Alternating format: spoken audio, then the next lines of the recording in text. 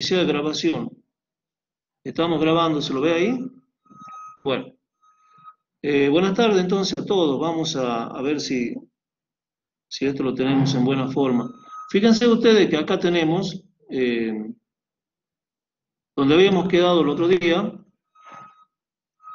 ese oscilador que tenía sus características dinámicas como las que figuran ahí en el dibujo. Lo que se puede hacer también, y eso es lo que yo quería terminar este tema del oscilador simple, sin amortiguamiento, lo que se puede hacer también es definirle condiciones iniciales y hacer el gráfico del problema. Es decir, encontrarle cuál sería la variación tiempo a tiempo, la que va teniendo en el tiempo de todas las respuestas de la estructura. En este caso, entonces, pasaría a la siguiente.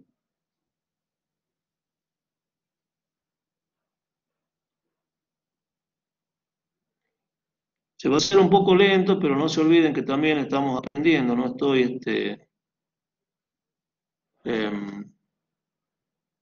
no estoy exento de aprendizaje tampoco yo.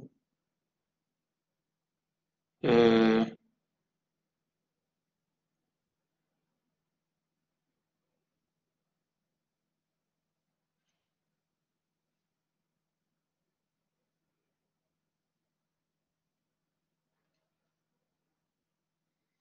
Este es el dibujito que quería compartirle, que viene ahora.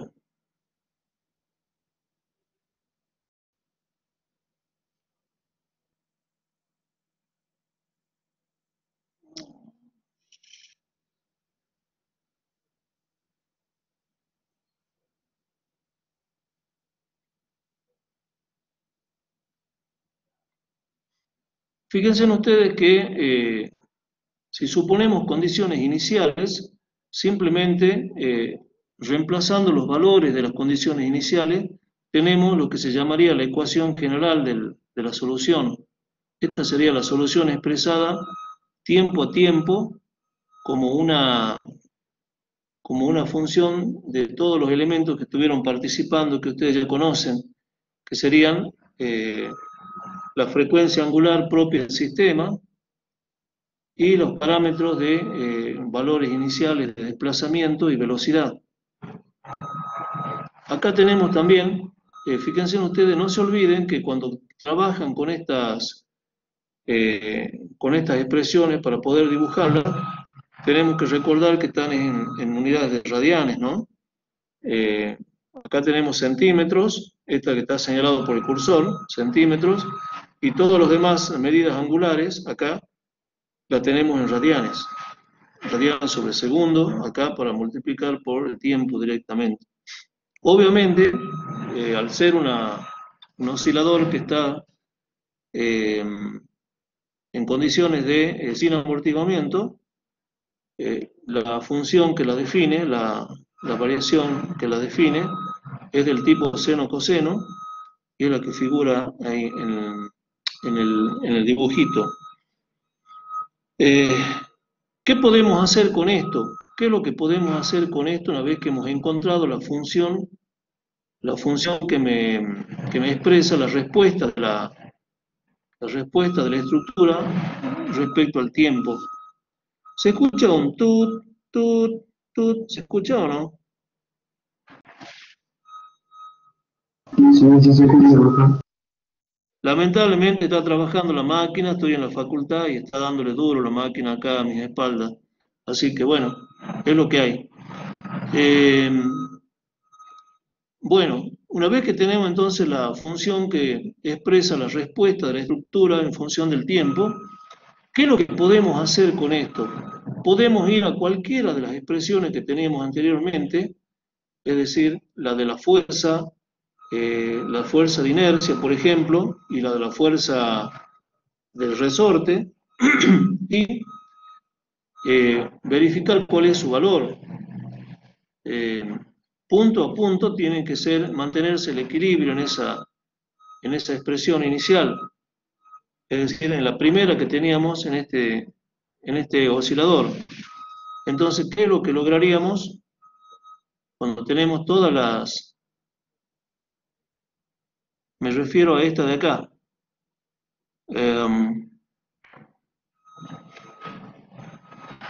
A esta de acá. Eh,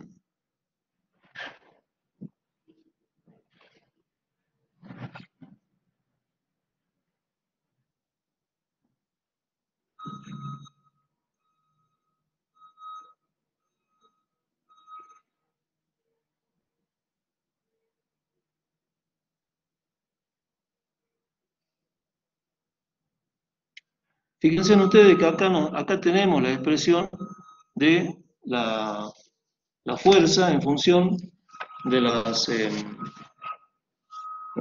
características dinámicas del sistema. Es lo que habíamos puesto al principio, nomás masa por aceleración y rigidez por desplazamiento. Si ustedes reemplazan los valores de rigidez y de función de desplazamiento que acaban de encontrar, pueden conocer punto a punto qué valor tiene la fuerza. Y justamente en este caso particular, ¿qué valor le debería dar la fuerza de inercia y la fuerza de restitución del resorte? ¿Qué valor numérico creen ustedes que le debería salir? En el ejemplo que estamos viendo, ¿no? Me refiero a eso.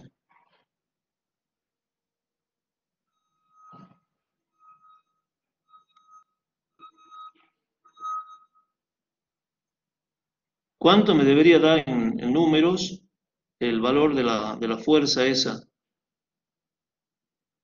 La que estamos viendo en la...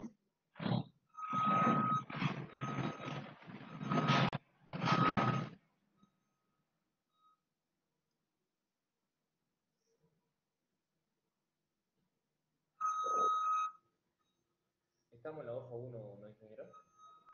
¿Cómo? Perdón, no escuché bien. Estamos en la hoja 1. No lo estoy escuchando bien o no tengo el volumen alto o no sé qué es lo que ocurre con este. En realidad, lo que quería que me contestaran era que las dos fuerzas deberían ser iguales, porque indudablemente, si las dos únicas que están participando son la fuerza másica y la fuerza del resorte, no le queda otra más que ser iguales las dos para poder encontrar un equilibrio si se trata de una vibración libre no amortiguada. Esa podría ser una manera de verificar que van haciendo bien las cosas.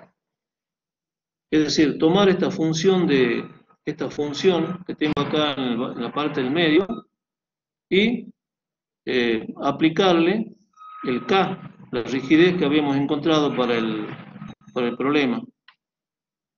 Entonces, con eso me sale la fuerza en ese instante, en el instante que ustedes elijan. Vamos a tratar de minimizar el ruido que llega de afuera.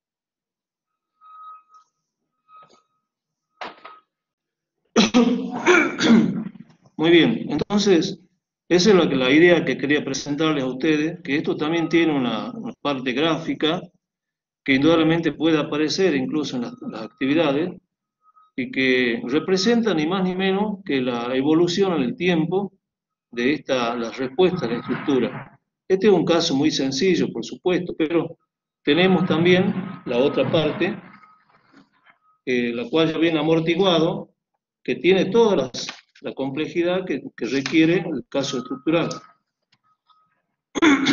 ¿Alguna pregunta de esto? Pregunten, por favor.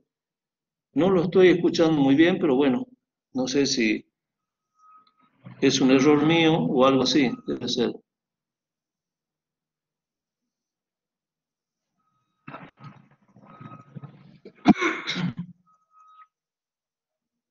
Ah, ¿qué pasó? ¿Qué ocurrió? ¿Había un volumen bajo? Ah, el pelo, dale.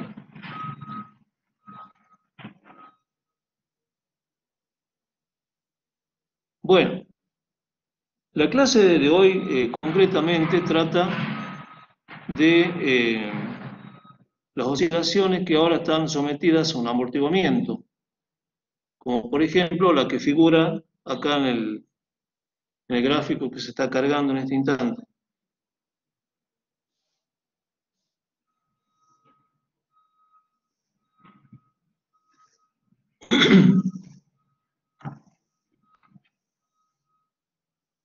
Fíjense en ustedes que tienen este oscilador que ahora tiene una característica adicional que no tenía antes, es la presencia de este elemento que sería el amortiguador, el cual estaría representado por todo el conjunto de fuerzas que se le oponen, fuerzas disipativas que se le están oponiendo al movimiento, que están queriendo, intentando llevarlo a su posición de equilibrio. Por eso también la hemos incorporado en la expresión general que teníamos ya construida. Entonces tenemos las fuerzas de inercia, las fuerzas de amortiguamiento y las fuerzas de elásticas restitutivas del propio sistema. Las anteriores ya las conocemos, son proporcionales a la masa y a la aceleración y al desplazamiento. Y las fuerzas de amortiguamiento, como lo dije ayer, lo expresé, tenemos fuerzas de amortiguamiento de distintos tipos. La que le compete a las estructuras es una fuerza de amortiguamiento de tipo viscoso, como cuando se sumerge un sólido en un fluido. Entonces, esas fuerzas de amortiguamiento viscoso son proporcionales a la velocidad. La constante de proporcionalidad es el llamado coeficiente de amortiguamiento. Ese coeficiente de amortiguamiento a los efectos de la... Ya vamos a ver una manera práctica de encontrarlo. A los efectos de esta presentación matemática, lo expresamos a partir de otro factor que se denomina el factor de amortiguamiento, el que está simbolizado con esta letrita. Entonces, presentándolo de esta manera a la parte matemática y recordando que omega 1 cuadrado era K sobre M, nos regresamos a la expresión del equilibrio, dada por el equilibrio de D'Alembert, y luego de reemplazar, resulta la expresión que figura ahí. Si ustedes se fijan, esta ecuación tiene ahora un término adicional que va a complicar un poco las cosas desde el punto de vista matemático. Entonces, se le propone una función que sea como intermediaria, x de t igual a e a la lambda t, y vamos a ver a qué nos conduce el tratamiento de esta función de sustitución. La derivo una vez, la derivo dos veces, y la reemplazo en la expresión que tenía hace rato. Al reemplazar me queda la que se llama la ecuación característica del problema. Si ustedes se fijan, es una ecuación que queda expresada de forma cuadrática y que se la resuelve con la conocida expresión de donde salen sus raíces. Obviamente, al trabajar con esta expresión y al encontrarle sus raíces, vamos a tener dos valores. No sé si esta expresión está comprendida, pregunto por favor, así no sigo avanzando. Cualquier cosa que ustedes me quieran consultar, pregunten, ¿sí? No es la idea tampoco terminar porque sí la clase a la apurada, no es así la idea. Profe, ¿de dónde sale la función de sustitución? Esa es una función propuesta para el caso de este tipo de expresiones, ¿sí? Porque hay funciones que son netamente, para las soluciones netamente armónicas, y en esta, al tener el amortiguamiento, estamos sospechando de que no es una función armónica en su totalidad, ¿sí? Por lo tanto, vamos a proponerle la solución a ver a qué nos conduce. Y vamos a verificar que efectivamente no se da el movimiento armónico que decíamos en el caso de, es un movimiento que en realidad va a quedar no oscilatorio, sino que directamente va a quedar del tipo de un solo lado del equilibrio. Aguánteme un poquito que vamos progresando y vemos por qué aparece esta propuesta y no otra, digamos. Gracias. Bien. Fíjense ustedes que acá las soluciones retengan esta idea que está acá. Esta idea que está acá me está hablando de que todo depende de lo que pase dentro del discriminante ¿verdad? Inge, Como disculpe, tantas veces. Sí, no se pasó la imagen, no sé si está mostrando otra imagen ahora. perdón, no se ve qué cosa. No, es la misma, no sé si la que dice 1 de 5 Ah, arriba. perfecto, perfecto. No estoy avanzando, estoy tratando de que las cosas queden más o menos comprendidas en cada página. No tenemos tampoco necesidad de ir tan rápido.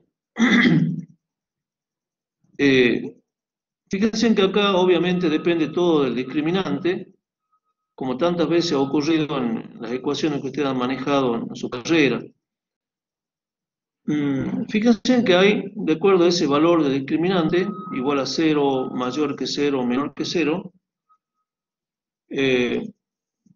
la solución general que se le propone ya no está dada, como le decía la señorita, no está dada en forma general como senos y cosenos. Al haber la presencia del amortiguamiento, me obliga a pensar en otro tipo de solución.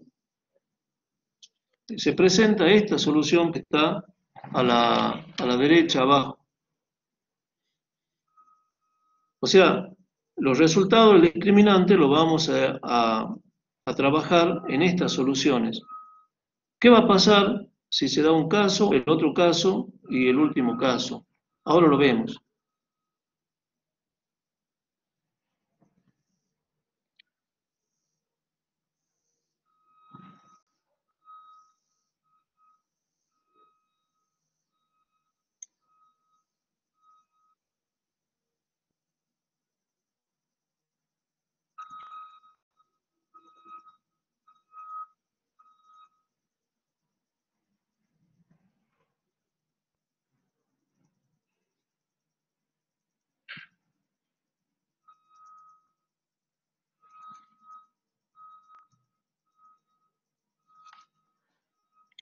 Tenemos una primera situación en la cual el discriminante vale exactamente igual a 0.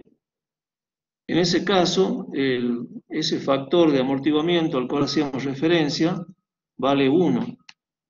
Se trata del llamado amortiguamiento crítico, que lo vamos a trabajar con un ejemplo también, ese amortiguamiento crítico, a ver cómo es en qué nos puede servir en el caso de las estructuras. Por ahora les aclaro que nosotros no nos encontramos en el amortiguamiento crítico en el caso de las estructuras. Bueno, si yo vuelvo a la ecuación cuadrática que tenía, al reemplazar el valor del factor de amortiguamiento igual a 1, me queda que las dos soluciones son iguales, y por lo tanto no me va a servir la función que propuse, porque era una combinación que en principio debería darme valores diferentes. Pero al tener acá las soluciones de lambda iguales a menos omega 1, las dos son iguales, entonces no estoy obteniendo la generalización de la solución. Por lo tanto, en ese caso lo que se propone es una combinación lineal de soluciones, que es la que figura acá en la zona del medio. Esta parte tiene un poquito de tratamiento engorroso, pero se puede seguir, no es ninguna cosa desconocida para ustedes.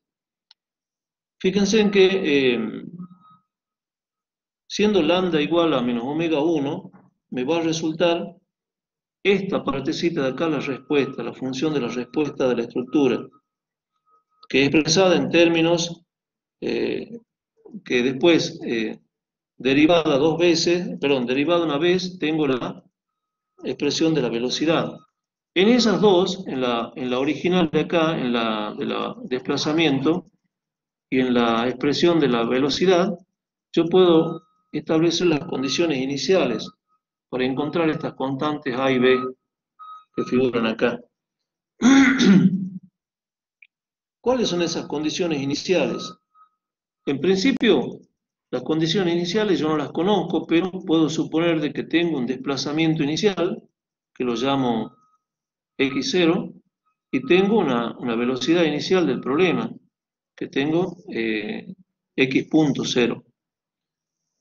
Reemplazando esos dos valores en la expresión del correspondiente, acá y aquí, yo puedo encontrar cuánto vale el valor de esas constantes, B, y el valor de la constante A, que está acá arriba. Entonces, a esta que está acá, la llamo la solución general del sistema del oscilador de un grado de libertad en oscilación no amortiguada. Perdón, amortiguada en el caso de que tenga estas constantes A y B. Como se puede ver, y debido a la presencia de este elemento, se trata de un movimiento no oscilatorio. Es decir, es un movimiento que me va a conducir al equilibrio sin pasar por la posición de equilibrio. En una palabra, no va a oscilar la estructura, sino que va a quedarse, a pasar desde la posición de máxima a la posición de equilibrio en un determinado tiempo, sin pasar por la posición de equilibrio. Fíjense ustedes que acá podemos sacar una primera característica interesante para la estructura. ¿Cuál es esa característica? Como este valorcito vale 1, entonces yo reemplazando en la expresión que tenía acá, puedo encontrar lo que se llama el amortiguamiento crítico, el coeficiente de amortiguamiento crítico de la estructura.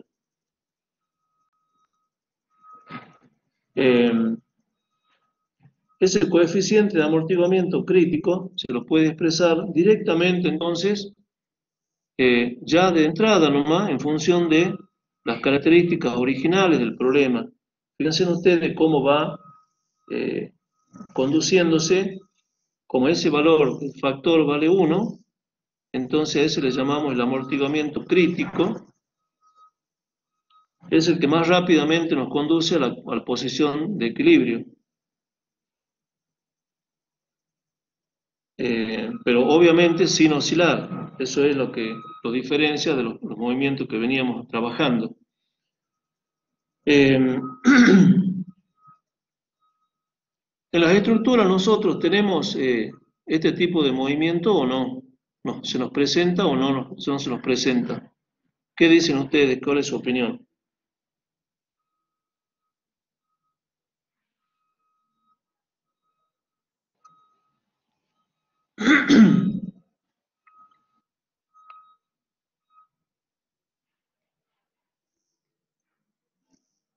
Si estamos diciendo de que, ¿sí? Si estamos diciendo de que esta situación nos conduce al equilibrio sin pasar, claro, me refiero a esa, sin pasar hacia el otro lado, entonces obviamente que no va a ser el caso de las estructuras civiles en general, porque nosotros clarito vemos que todo edificio, al recibir una carga dinámica, oscila de un lado a otro y pasando por la posición de equilibrio. Por lo tanto, este caso no es el caso de la estructura. Pero ¿por qué nos interesa? Nos interesa porque a partir de las características de este caso, encontramos cuál sería el mayor valor de amortiguamiento, el llamado amortiguamiento crítico para cada estructura en particular. Fíjense que acá tiene el K y el M. Es decir, para una determinada estructura ya tenemos definido de entrada cuál va a ser su amortiguamiento crítico. Y es un valor que va a participar luego en las expresiones dinámicas. Al hacer un ejemplo en unos minutos más, ahí vamos a ver, bajar la mano. Bueno. Bueno, yo, profe, quería hacer una pregunta. Sí, dale.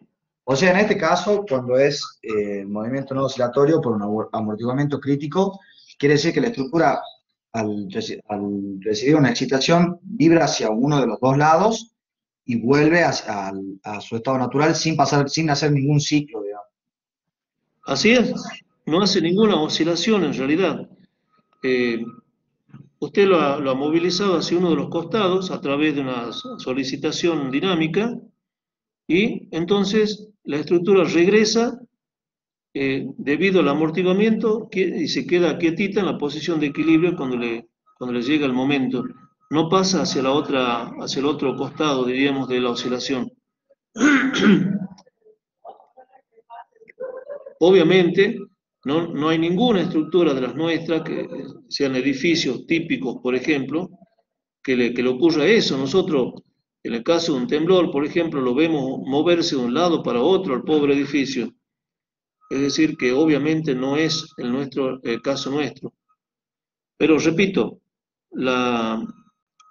el aporte de este análisis está en que podemos conocer de entrada cuál es el amortiguamiento crítico y al cual se refiere varias veces el tratamiento de las expresiones que siguen.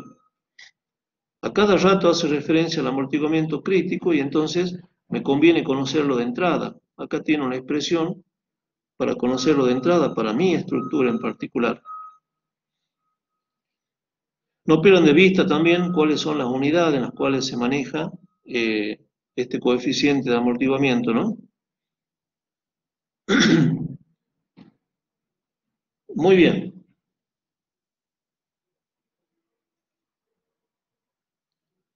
El caso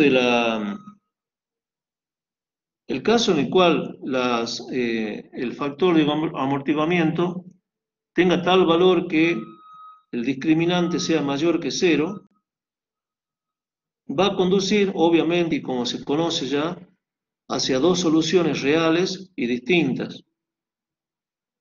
Por lo tanto, esta expresión es encontrada de una sola vez directamente, pero, de nuevo, no nos produce mucho beneficio su conocimiento, porque este sistema supracrítico, o solo amortiguado, que le llaman también, es un caso que no se da en la estructura, tampoco se moviliza hacia el otro costado de la oscilación. La única diferencia con el caso crítico es que el retorno a la posición de equilibrio se realiza en más tiempo. Por eso tampoco tiene demasiada incidencia en el caso de las estructuras. Como todas las cosas que estos dos tratamientos ustedes ven que son relativamente sencillos para realizar, el tratamiento tanto en el caso crítico como en el caso supracrítico, matemáticamente son sencillos de realizar, por lo menos relativamente. Y como en todas las cosas, el caso más complejo precisamente es el que nos atañe, el que nos ocupa. Entonces vamos a ver qué ocurre en el caso en que los valores del factor de amortiguamiento son tales que nos conducen nos conducen a esta expresión que figura en este momento.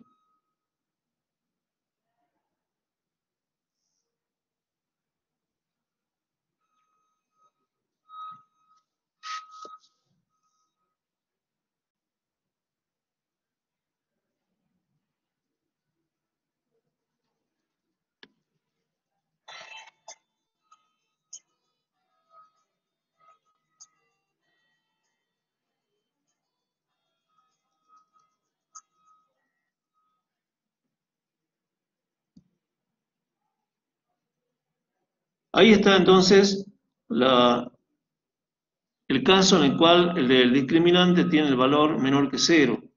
En esa situación, el valor del factor de amortiguamiento es siempre menor que 1, y bastante menor que 1, como vamos a ver en el ejemplo. Se trata entonces del caso del amortiguamiento subcrítico o subamortiguado. Y esta es precisamente la situación en que se encuentran las estructuras. Por lo tanto, si se trata de un discriminante menor que 0, tendremos soluciones complejas conjugadas para la ecuación característica del problema. Si son complejas conjugadas, las puedo poner de la forma gamma más beta i y gamma menos beta i.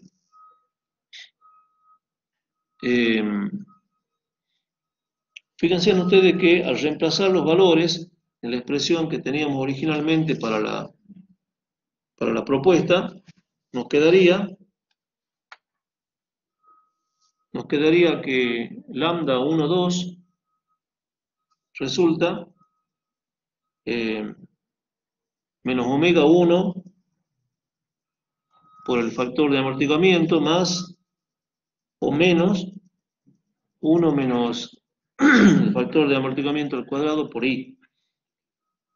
Entonces acá voy a hacer un nombre, voy a hacer una designación a estas nuevas expresiones que están apareciendo.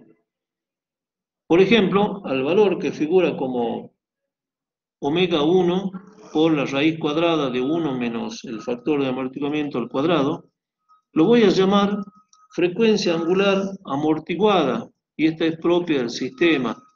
Fíjense que acá vamos a ver enseguida lo pequeñito que es esta partecita, de forma tal de que vamos a sacar la conclusión inmediata de que en las estructuras civiles, por lo menos, estos dos valores se parecen mucho, se parecen bastante, y por eso tenemos en un principio ese aval como para tratar sin amortiguamiento las estructuras en un principio, pero vamos a ver en qué condiciones y en qué casos, en qué situaciones podemos hacer eso.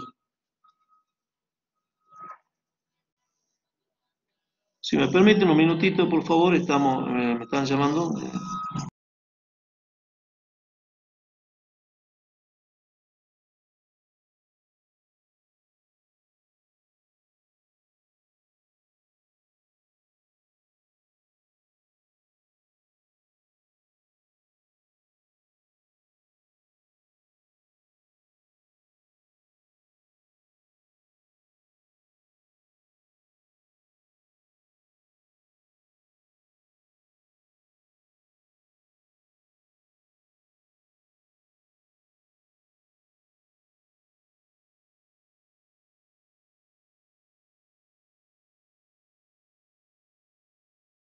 Perdón, seguimos entonces. No sé si hay una pregunta de esta partecita, de esta pequeña parte que hemos desarrollado.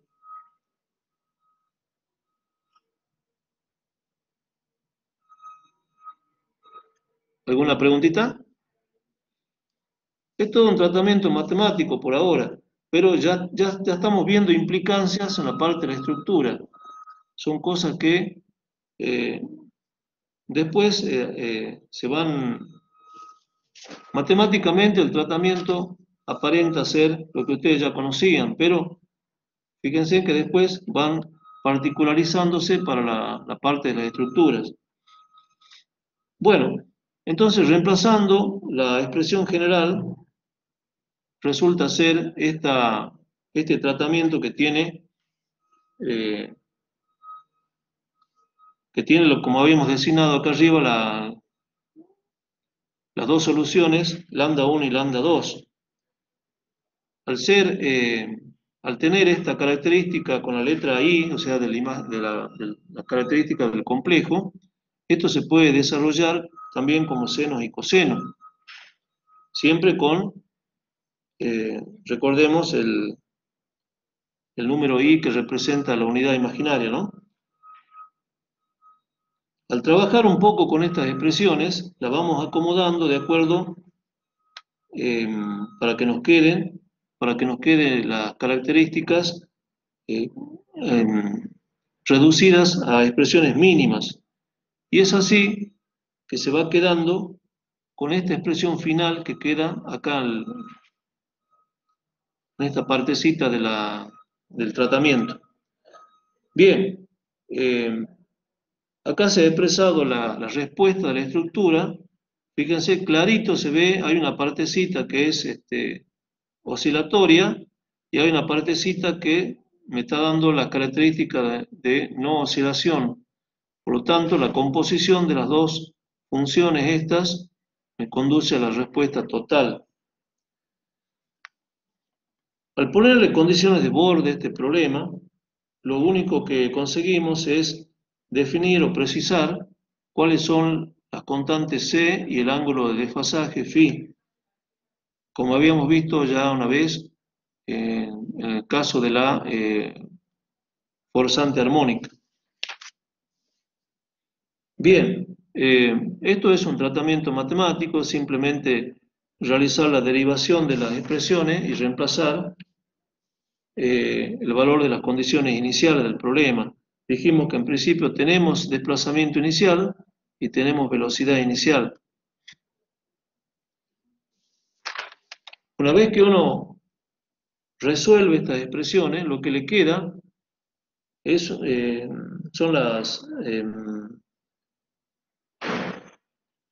los valores de C y de φ para expresarlos en la solución general, como viene ahora en el dibujito que sigue.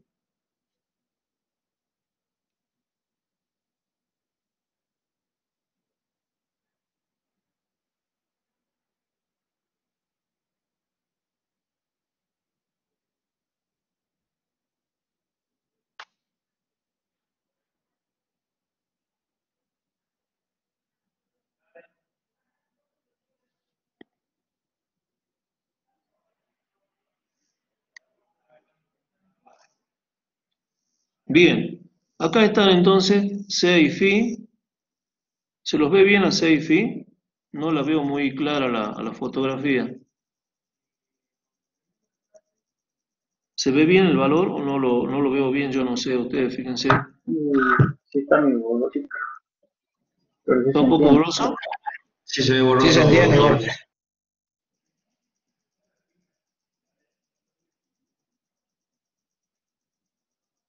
Déjenme que lo revise. Igual, profe.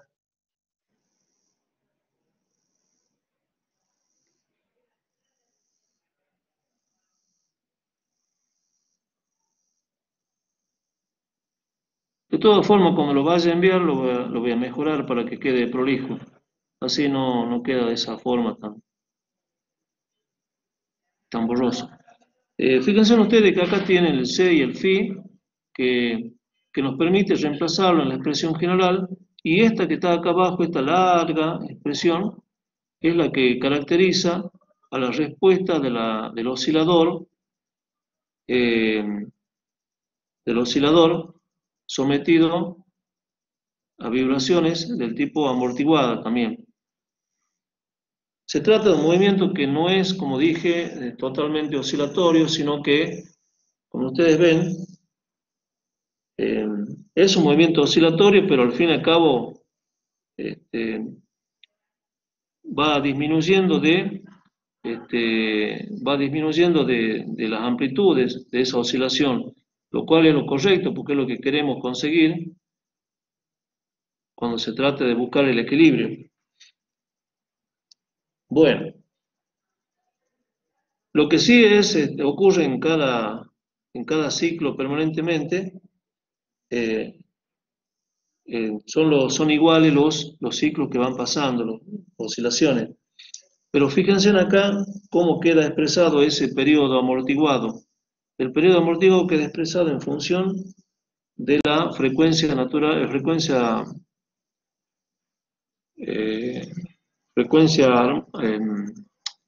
angular propia del sistema, pero amortiguada. Entonces tenemos acá la expresión del periodo amortiguado. Esta gráfica que ustedes ven acá a continuación es la que me representa todo el estudio, ya es conocida también por ustedes, es la que me representa el estudio de todo el conjunto de casos que se dan en el amortiguamiento. Envolviendo, envolviendo la, envolviendo la oscilación, figura esta parte que es la que representaba el E elevado a la lambda t, tanto para arriba como para abajo, me representa los límites de esa respuesta ahí. Y acá figuran, esta es la del caso, en el tercer caso, la del periodo, la del amortiguamiento subcrítico. Esa es la que tenemos nosotros en las estructuras. El caso del amortiguamiento crítico es aquel que en un periodo de tiempo me conduce a produce brusca bajada digamos, de las amplitudes, y en un periodo de tiempo t, 1' ya está en la posición de equilibrio. A eso le llamamos el amortiguamiento crítico. El amortiguamiento supracrítico lo tenemos arriba, me va a conducir en un tiempo mayor al equilibrio. Como ustedes ven, estos dos, el azul y los dos azules que están acá, no pueden ser de nuestras estructuras porque nosotros los vemos oscilar a las estructuras. Entonces, este es el resultado para el caso de las respuestas estructurales. Como decía, en estructuras civiles, vamos a ver que el valor del amortiguamiento es mucho menor que el del sistema considerado crítico.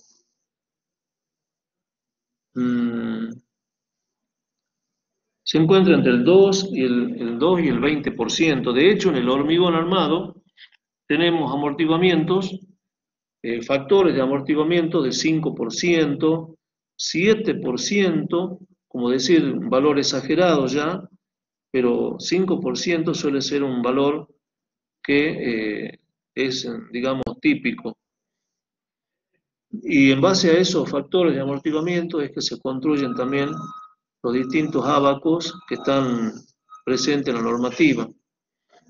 Estructuras de otro material, por ejemplo el acero, nos permiten avanzar hacia factores de amortiguamiento un poco más grandes, por ejemplo de 10%, 15% en estructuras ya de acero, pero nunca pasamos de un 20% aproximadamente, por más que se trate del mejor material que tengamos. Por eso es que, si supongamos que tomamos con toda exageración un factor de amortiguamiento del 20%, si lo reemplazamos en la expresión del omega prima de la estructura, nos va a resultar, si ustedes lo hacen al cálculo, les va a resultar del orden del 98% del otro omega.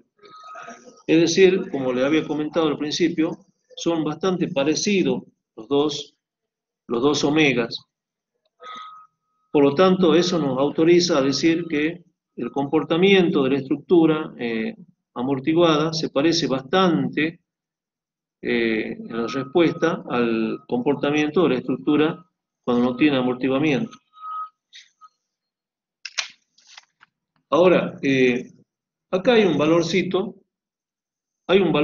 dentro de la bibliografía, dentro del tema, que nos permite una manera práctica de calcular el factor de amortiguamiento de un sistema. Ese valorcito se denomina decremento logarítmico y lo voy a presentar a continuación.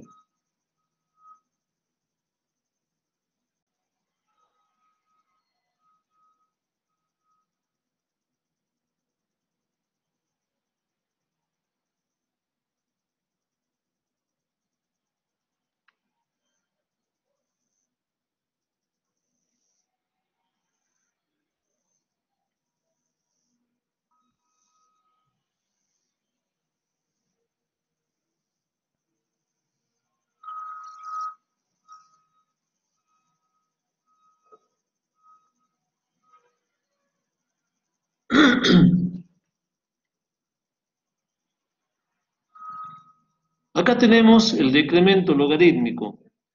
El decremento logarítmico, conceptualmente, es el logaritmo neperiano del cociente de dos amplitudes sucesivas de las oscilaciones.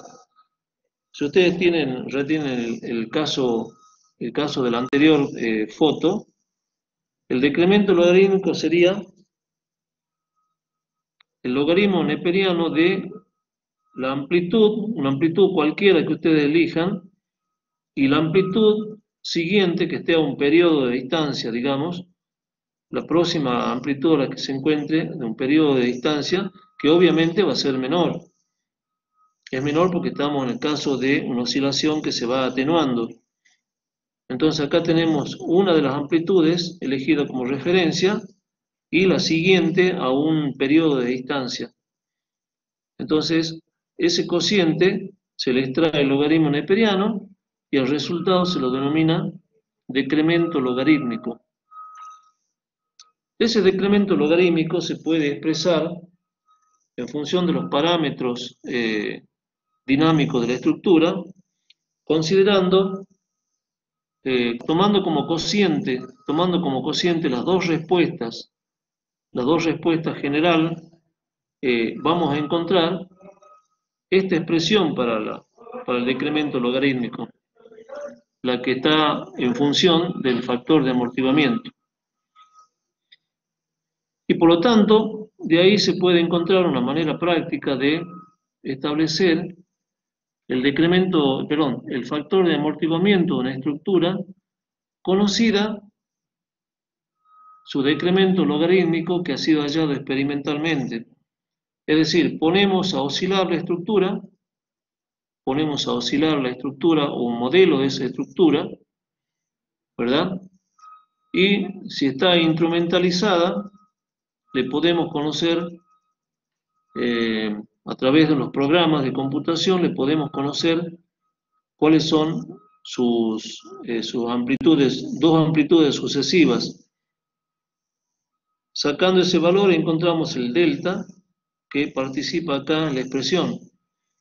Y encontramos entonces de manera experimental el valor del factor de amortiguamiento. Repito, esto es para cuando uno puede manejarse a través de ensayos para poder encontrar el delta.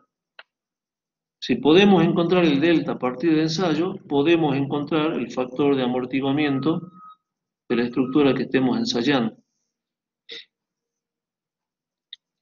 Para que quede claro ese tema, acá presento a continuación el cálculo del delta S que hacía referencia. Supongamos que tenemos dos amplitudes sucesivas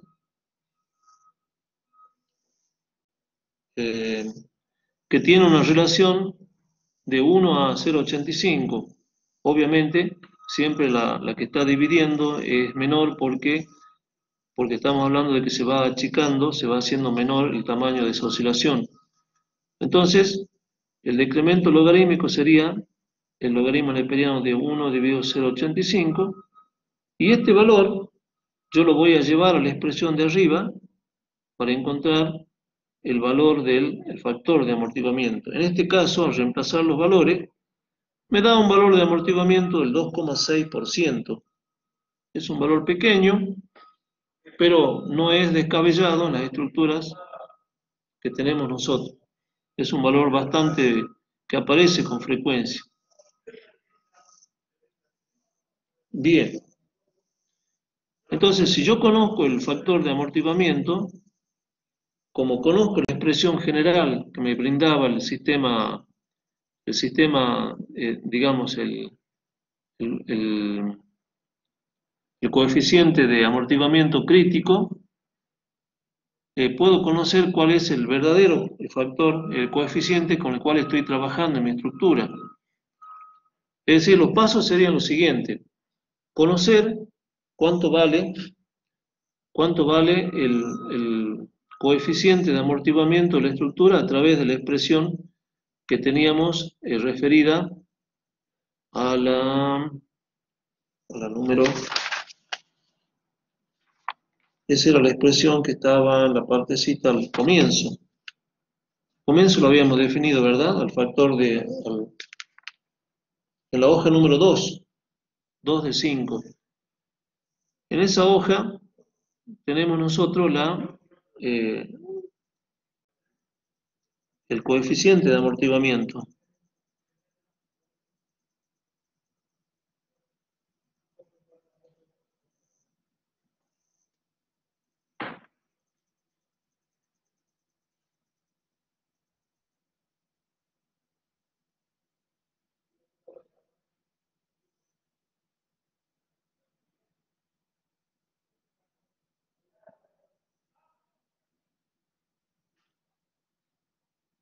Ay, no era ese. Caramba. Caramba, caramba. Tenemos este de acá.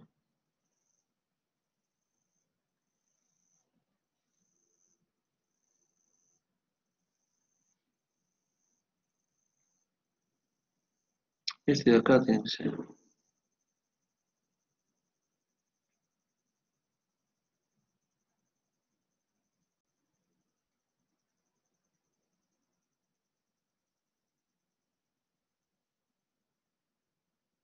Acá.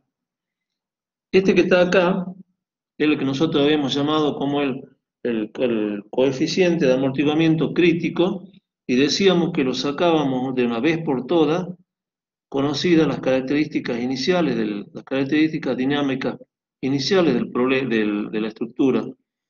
Por eso ese factor, ese coeficiente de amortiguamiento crítico, se lo conoce ya de entrada. Es decir, sería la situación a la cual el sistema volvería en un solo periodo al equilibrio. Pero ya sabemos que eso no ocurre. Entonces, ¿qué tan alejados estamos nosotros con nuestro ejemplo? Por decir acá un caso. Por eso acá pongo abajo de esa foto, la que estábamos viendo al último, he puesto el caso de un ejemplo para que lo trabajemos un ratito.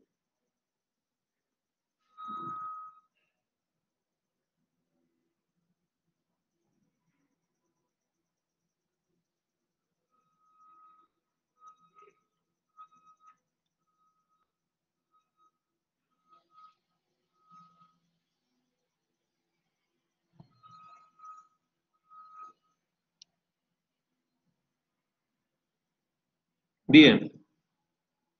¿Alguna pregunta de esto, por favor? Pregunten porque estamos avanzando y no sé si se está entendiendo bien o realmente no se entiende nada una sola vez. Pregunten.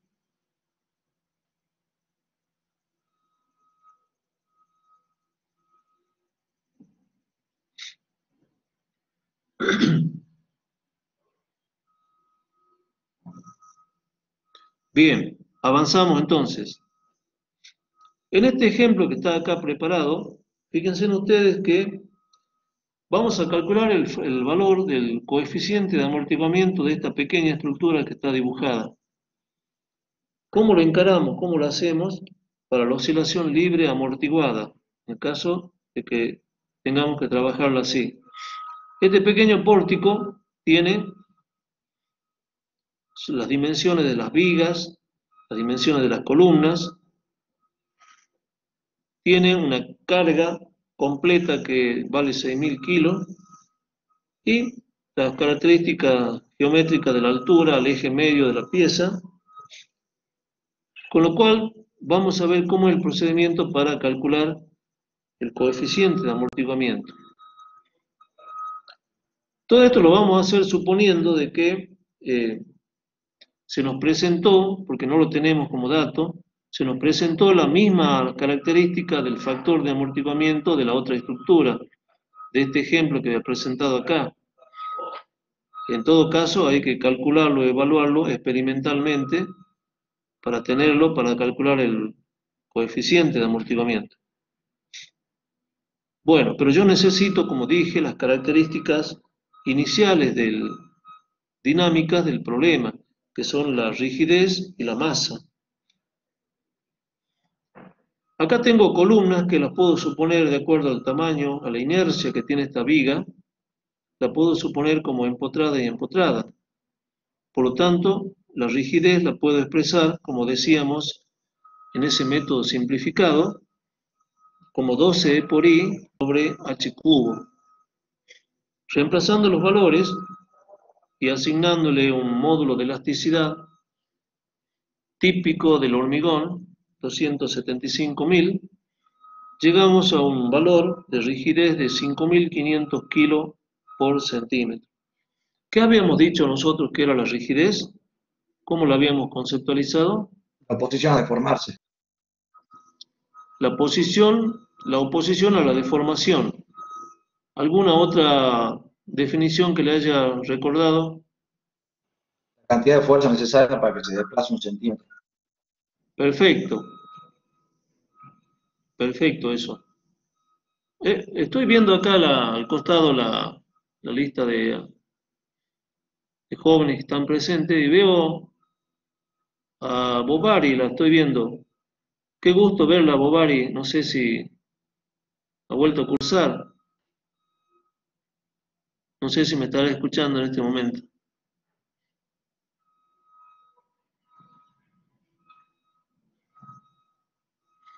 Bien. Hay gente que... Ah, el pelo, qué bueno. Me alegra que esté cursando de nuevo Bobari, realmente.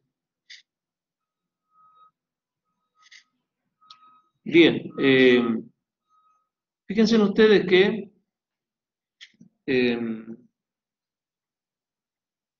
tenemos entonces, como son dos columnas, la suma de estas dos me da la componente total de rigidez para esta situación.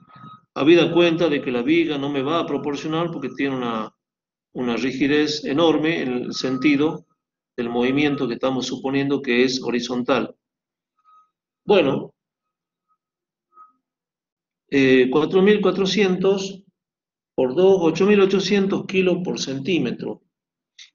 La masa también la expresamos en unidades coherentes, tomando el peso S y la expresamos en unidades coherentes respecto a lo que estamos manejando. De forma tal de que el omega 1 me queda como raíz de K sobre M y resulta ser de 37,91 radianes sobre segundo. Y acá está el valor que yo quería calcular. Este valor es el crítico 2 raíz de K sobre M, K por M.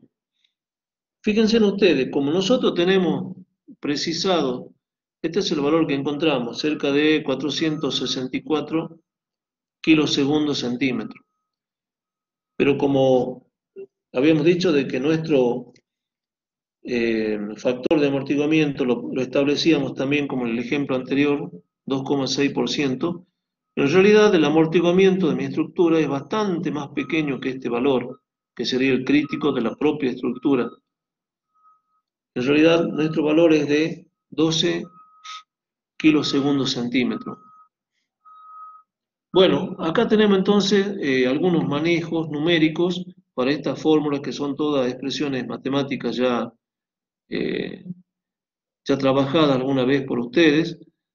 Los únicos conceptos, no sé si lo han visto alguna vez en la otra materia, el decremento logarítmico, ¿lo han trabajado?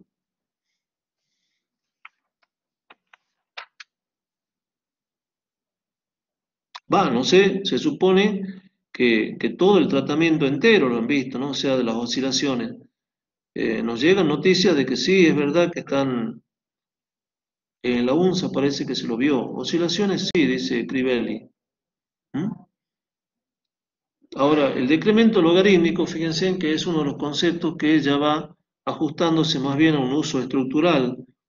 Es algo que tiene más que ver con lo que realmente estamos manejando la estructura. Por eso está bueno que vayan apareciendo estos detalles y sobre todo también está bueno que se vean cuál es el rango de aplicabilidad de estas cosas, cuál es el campo de variación que tienen los valores. Como decíamos, como decíamos, hablábamos de que nunca, sería muy raro encontrar en la estructura algo con un coeficiente, con un factor de amortiguamiento mayor del, del 20%. Por eso, ese tipo de valores ya le tienen que ir sonando a ustedes, ya le tienen que ir replicando en la cabeza hasta dónde llegan, digamos, cuáles son sus límites. Entonces, para ir concretando, un factor de amortiguamiento de 6%, ¿qué les parece a ustedes? ¿Estaría dentro del rango lo que estaríamos utilizando nosotros?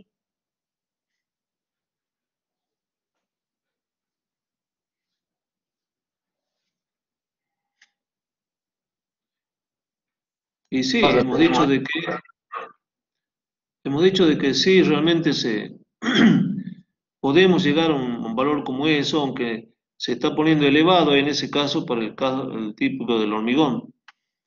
Un hormigón estaría en el orden del 5%, 4%, 7% podría ser, pero hasta ahí nomás en cuanto a hormigón. Ahora, si hablamos de estructuras de acero, podríamos pasar del 10% hasta el 20%, ese que es muy exigido ya para la estructura. Más bien estaríamos hablando del caso de otros sistemas, que vayan a otros sistemas mecánicos de aplicación en otras áreas de la tecnología, no en la estructura más bien. Bueno, ¿alguna pregunta sobre este tema? Como ustedes ven, se desarrolla bastante rápido, no tiene más dificultades que las inherentes a la parte matemática nada más. Pero hay muchos conceptos que ya van a quedar para el resto de la materia. ¿Alguna consulta de este tema? Así podemos hacer un pequeño intervalo y después pasamos a algo un poco más práctico, referida a una estructura en particular que vamos a tener que calcularla todos, ¿sí? Me gustaría acá que participen todos y vayan definiendo cada parte del trabajo ahí.